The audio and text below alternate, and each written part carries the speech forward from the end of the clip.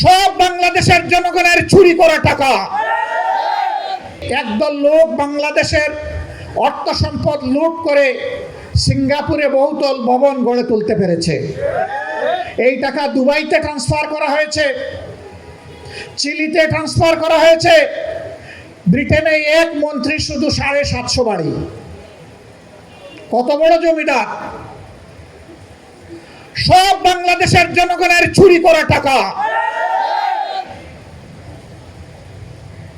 বেলজিয়ামে গিয়ে দেখলাম এক মন্ত্রীর 900 দোকান আছে। আমি তো শুনেই আমার বেহুশ হয়ে যাওয়ার উপক্রম। আমি বললাম যে ওই মার্কেটটা আমাকে নিয়ে যাও। বললো এক মার্কেটে না, অনেকগুলা মার্কেটে। এরা কোথাকার জমিদার? এরা জনগণের টাকা চুরি করে ওখানে নিয়ে দোকান কিনেছে।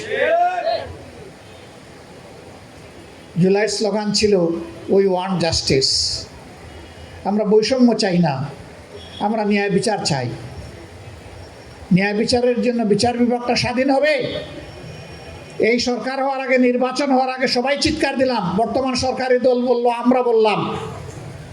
এখন নির্বাচন হয়েছে, এখন আর সরকারি দল স্বাধীন বিচার বিভাগ চায় না, স্বাধীন দুর্নীতি দমন কমিশন চায় না, স্বাধীন মানবাধিকার কমিশন চায় না, শক্তিশালী গুম কমিশন চায় না, স্বাধীন নির্বাচন কমিশন চায় না। আগের ফেসিবাদের আলোকেই তারা সবকিছু রাখতে চায়। এই জন্যই তারা গণভোটের গণরায়ও মানতে চান না।